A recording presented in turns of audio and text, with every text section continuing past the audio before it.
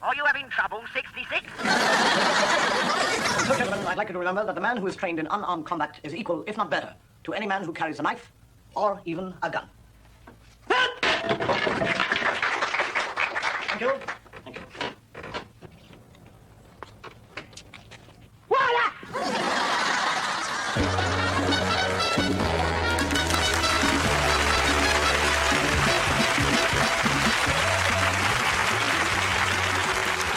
Thank you very much. And good evening, ladies and gentlemen, and welcome to the show. I must say it's very nice to be back on television. And whether you agree with me on that is a debatable point. The strange thing about, we've been planning this show for quite some time. And believe it or not, the most difficult thing about doing a show like this is to find the title. Spend hours thinking about, what are we going to call the show? Endless meetings, numerous conferences, all the bright little brains of the BBC are brought in. Think of a title. And if you're not careful, you finish up with a great title and a lousy show. I haven't been on television for quite some time, and the strange thing about not appearing on television is that people can forget you quickly. They don't actually forget you. They know you, but they forget you. And you walk down the road and somebody says, yes! You're, I know the face, know the voice, seen you on radio. Don't tell me now. You're my greatest fan. Dave Allen. I said, that's right. Love your shows. Never miss any of them. Especially that dummy you got, Lord Charles.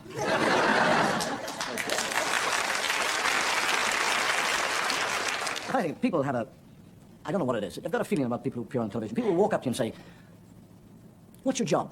I say, I work on television. They say, no, what's your real job? How many shows do you do? And I say, one. I say, what do you do for the rest of the week? And then they come up to you and they say, when you're on television, do you wear makeup? I do, but I'm not. Another great question. They sneak up to you in a bar and they say, is it true about the girl dancers in television? I don't know about the girl dancers. I know it's true about some of the boy dancers. Great question they ask. It's one I love, actually. They come up to you and they say, do you do your show live? No, I stab myself first in the back. I have on television a reputation for being what we call a storyteller.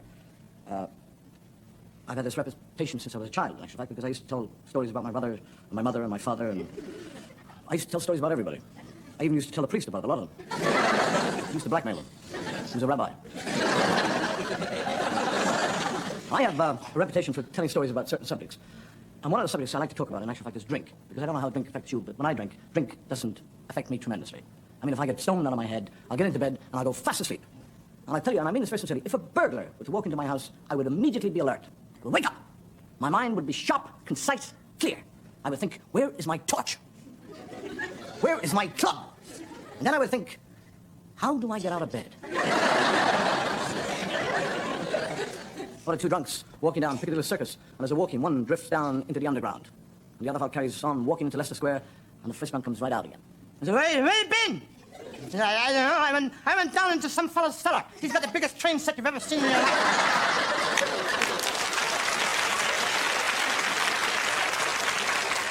But the drunk who arrives home and waiting for him is a very formidable figure of the wife. And she looks at him and she says, drunk again? He says, so am I. She said, what does the clock say? He says, the clock said, tuck, bong, dingy, tiggy. She said, where have you been? He said, I've been with a sick friend. She said, what's wrong with him? He said, it's too sick to tell me. I had a very good friend of mine in Ireland. Great drinker. In a pub one night. And what we call in Ireland a nasty night. Storms, dark clouds, thunder, lightning, all but. And he's in the pub and he's thinking to himself, God, that's a terrible night. That's a night for all the banshees. That's a night for all them headless black and tans to be walking about. I'm not walking home the long way tonight. I take the shortcut through the graveyard. And I'm known to him in the graveyard. A new grave has been dug for the morrow. And as he weaves his merry way in on the gravestones, he comes to this empty grave which he doesn't see. Boom, he's into it. And with the mud, the rain, and the slime, every time he gets to the edge of the grave, he slides slowly back in again. And he thinks to himself, I'll stay the night.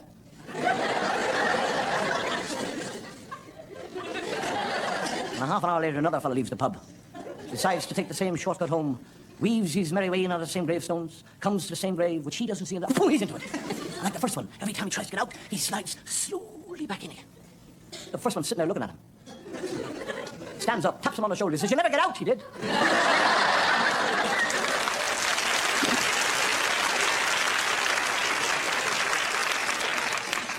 I read the papers. The thing about television, and I really do enjoy working on television, the thing about television is that it's immediate. The very word is immediate. Television is immediate. I sit here, there's a camera there. Whatever I do is instantaneous. Sent all over the country, all over the world. This show was recorded. It's right. And the funny thing about today is that we completely accept the use of the camera. But what if the camera had been put back in history? If with the camera we could have captured some of the great moments of world history. Gentlemen, Mr. Thomas Alva Edison. Thank you, gentlemen. Thank you. I have invited you here today because you are some of the greatest scientific brains in the world. And I wish you to witness my latest and I believe my finest invention, a true benefit to mankind. Hello? Hello? Anybody there? How about an isolated skirmish during the Napoleonic Wars? Ah!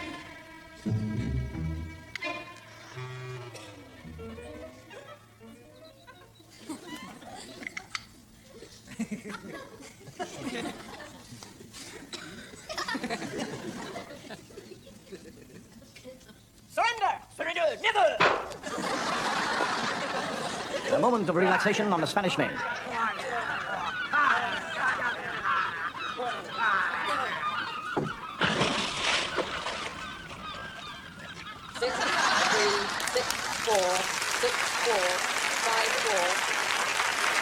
Or perhaps one of the greatest moments in English history. Henry the Fourth! Henry the Fourth!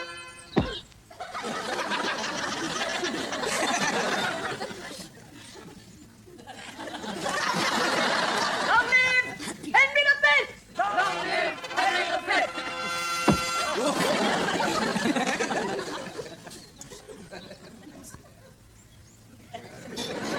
Many stories surround the legendary King Arthur and his magical sword, Excalibur. Would that our cameras had been there to film but one of them.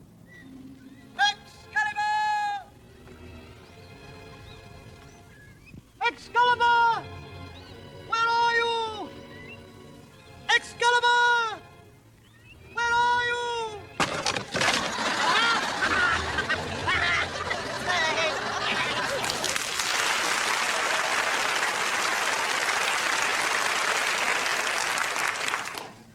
Communications and techniques of communications are becoming more and more advanced.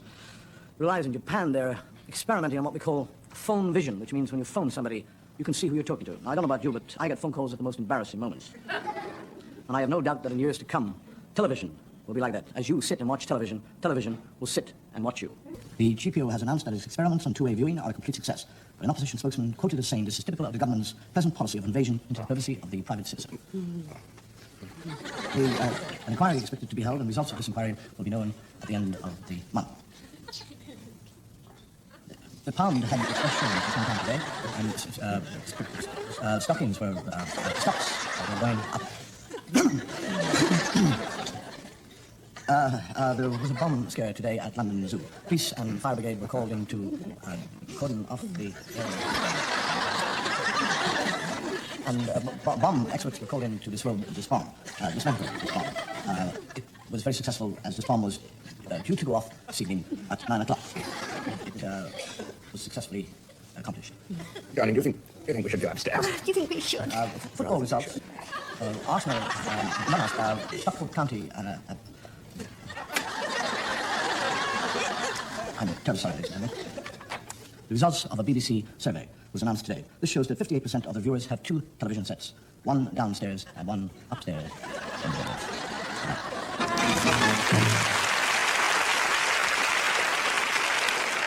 A lot of people think that the Irish come across here because of work, economics, or even religious persecution.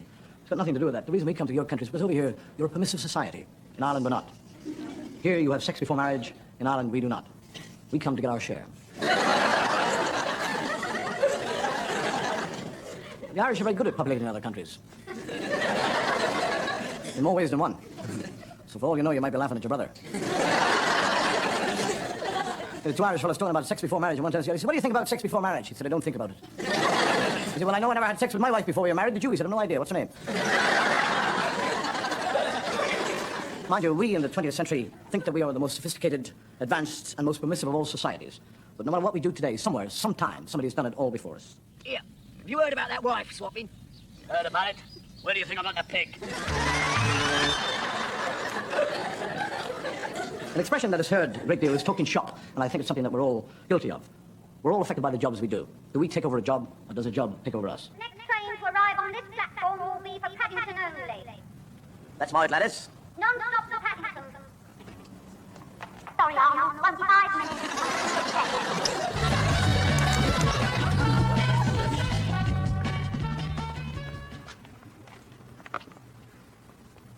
Oh, no. No,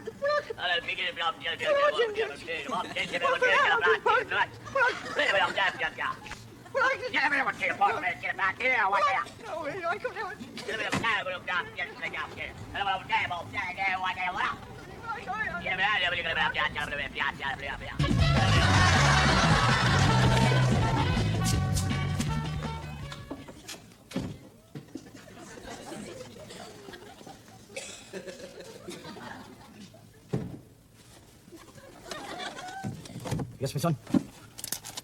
2 bob on Pixie each way in 3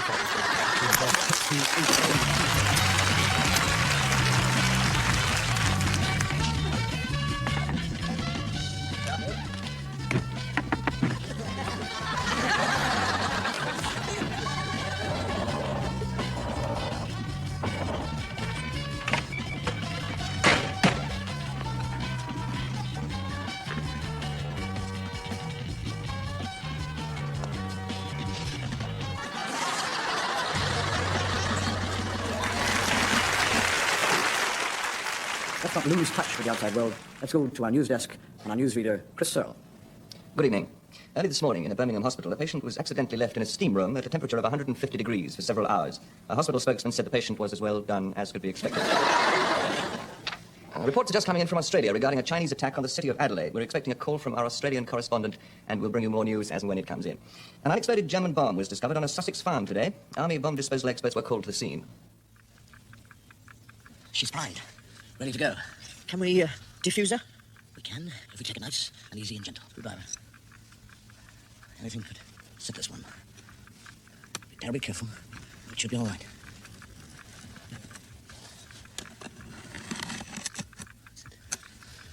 Spanner. Careful, sir.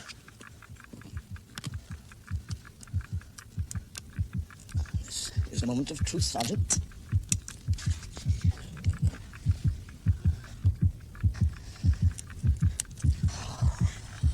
Turn your... Don't try and force it, sir. Blow twice down. Slight vibration. Take it easy, Sergeant.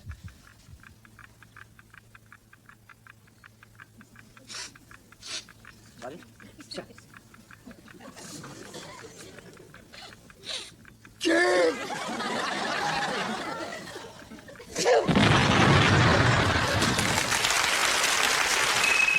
Excuse me.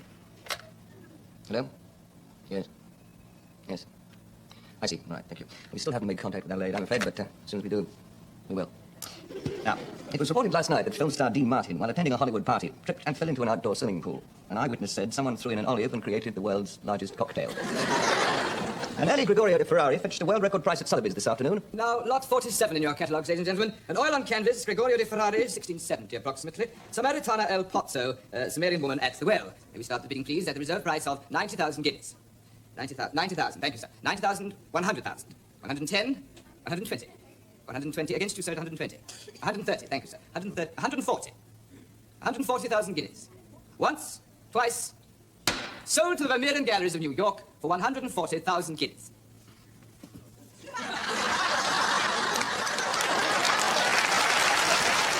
It was announced in Downing Street this afternoon that the government are now extremely concerned about the population explosion.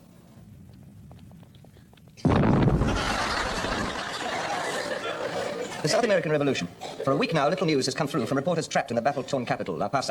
But tonight we've just received this film flown to us by our man on the spot, Michael Chalton. This is Michael Chalton, but Cameron Ted Hughes, reporting from Rebel Headquarters, El Paso, the Comanche Hotel, room 423. As you can see, our position is not too comfortable. We have been trapped under this bed for the last 3 days. This room has been the center of the rebel activity. And at the hub of this activity has been the commander of the rebels, El Manchu. Ah, this is him now. Easily recognizable by his black beard and his jungle veils. I gather that he's only questioned 2 of his own people who are suspected of spying for the government. Yes, here comes one of them now. Ah, Manchu is accusing him of being a traitor to the cause. This is what is called the softening up process. Manchu is now handing him over to his lieutenant for further interrogation. And now for the second suspect. It will be interesting to see what method El Manchu uses here.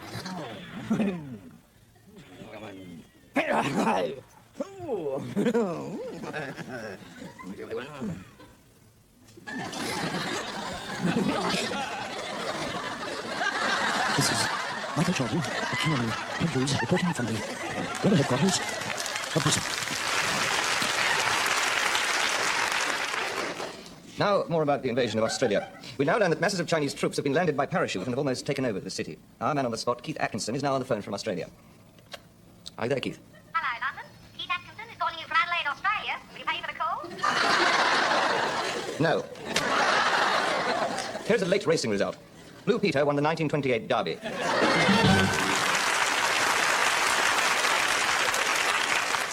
The poet Tennyson said, "Ours is not to reason why, ours is but to do or die." And many people believe that these sentiments made Britain the great empire that she was. This tradition of loyalty was never more evident than the relationship between manservant and master.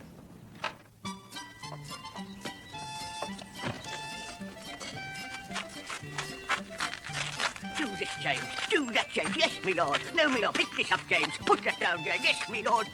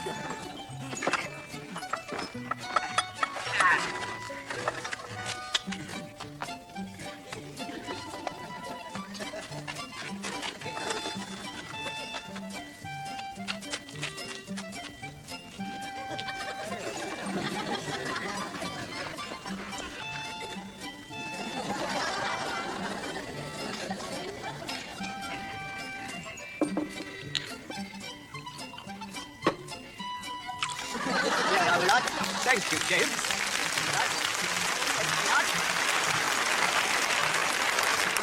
In doing a show like this, we record the sketches, and then we think of a reason to show them to the audience. We've got a lot of sketches coming up, and I've been sitting, walking up and down my dressing room, thinking, what reason can I show you, or tell you for showing these? I've got no idea. Here they are. I like your new home, Ronnie. Thank you, Michael. It's comfortable. Bit remote, though, isn't it? No, it's on the main bus route.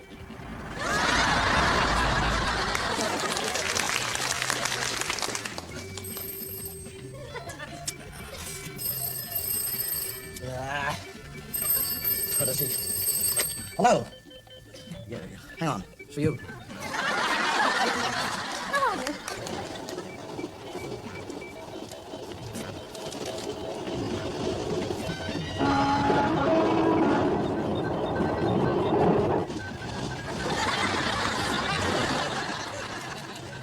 Sir? Yeah? There's a tramp steamer coming alongside, sir. Huh? What do you want? A shilling for a cup of tea, sir.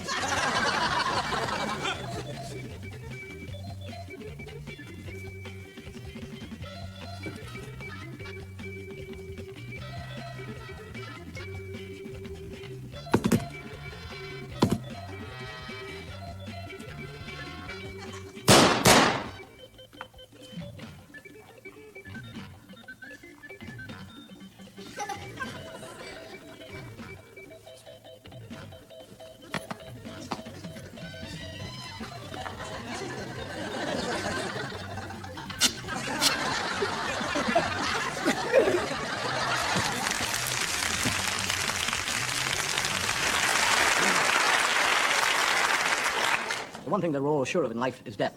And when I die, that is, if I die, I would like to die by firing squad. It's quick, short, and at least you have a last request. Before your execution, you are entitled to one last request. Anything? Anything? It's very unusual, but... Senorita! Caramba! Madre mía.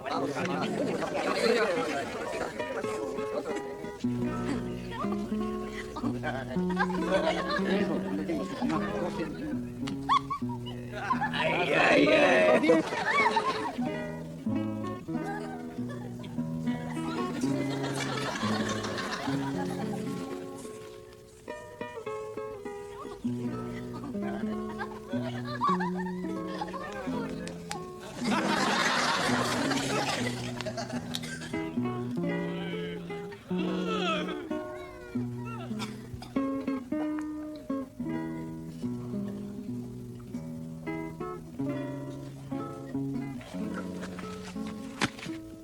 It's mañana!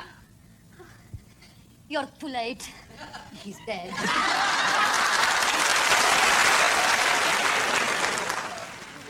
The Irish, strange nation of people, the Irish. We laugh at death, we laugh at drinking, we even laugh at the English.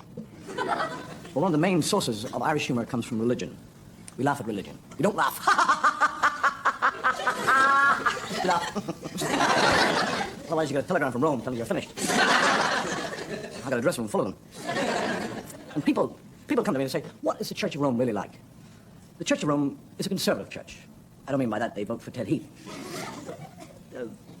Conservative in their attitude. And many people feel that they're too conservative. That the attitude of the church today is too conservative.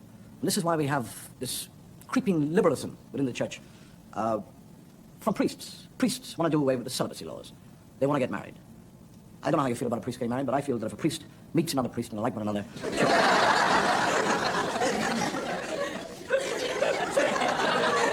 Here comes the first telegram. Within the Catholic Church, if you go to a Catholic Church, you'll see what we call statues. And each saint within the Catholic Church represents something. For example, St. Peter is the guardian saint of all fishermen. St. Christopher, before he got expelled, used to be for safety. The one man that we have in the Catholic Church, which we call St. Anthony, is a saint that we pray to if we lose something. And you get a little fellow who's lost his wages, and he goes into the church and he prays. And he's got the statue of St. Anthony, and he says, Sir Anthony, oh God love us, I've lost the wages, and the children will starve all week, and the wife will belt me over the head. Please, St. Anthony, if you can help me to find me wages. I go off now, and I look for it. And while he goes off, the woman who's cleaning the church bumps into the statue of St. Anthony and knocks it over, smashes it to pieces, and goes, "Ah, what have I done? What have I done?" The priest says, don't worry now, don't fret yourself at all. We'll get another one. Just clear up the mess. And in the meantime, we'll put a little miniature statue there, so the people will know that St. Anthony is still there. And they do, they put the little miniature. And half an hour later, the fella comes back, and he goes up and he goes, St. Anthony! Will you tell your father I found me wallet? Let us now look at religion through the eyes of a No, no, no. Oh, it's a long time since I've heard such terrible sins in a confessional box. You, my son, have committed sins against God Almighty and mankind. What do you do for a job? I'm a talent spotter, Father, for the BBC. In that case, for your penance, I'll give you 10 Hail Marys. Sleep will be the one or the other. Then that's the only way to save your soul.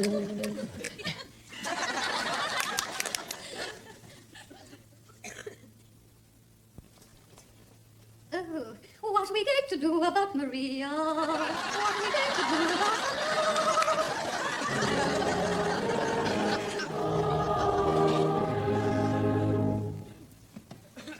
There will now be a short interval.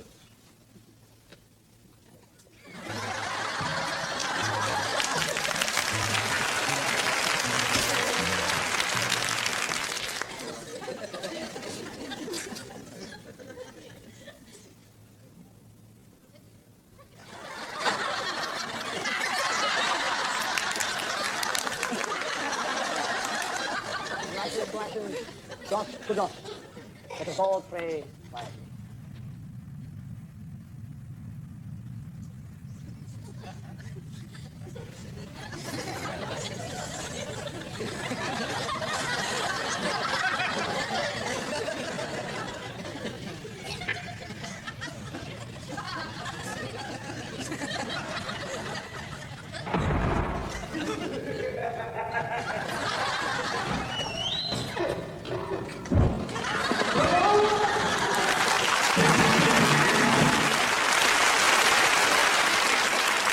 Have you ever considered how much we rely upon the telephone today? Today you can phone a dinner, you can phone a test match, you can phone a prayer, you can phone a sermon. Even in warfare, the phone is never far from hand.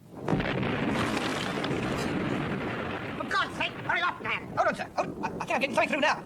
That's the first. 9 and 50 seconds. Hello, Lotus Flower. Hello, Lotus Flower. Come in, Lotus Flower. Come in, Lotus Flower. Hello, Lotus Flower. Let's come in, like a sucky here. Yeah, one fried rice, one king prawn, one bit of sour, and one slice sauce. Thank you. Bye. Also. Look, Smithy, look, I really must protest. Well, I joined the army to see some action. And here I am condemned to spend the whole war sitting behind a bloody desk.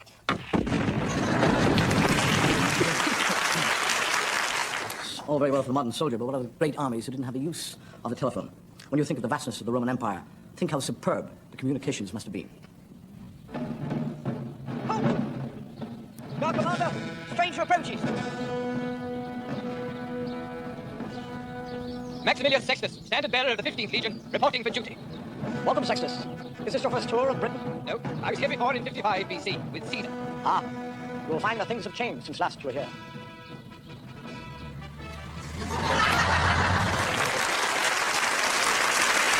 Ladies and gentlemen, we've come to the end of our show. And like all performers, I would like to finish the show with what we call a big finish. And I think we have the finish to end all finishes.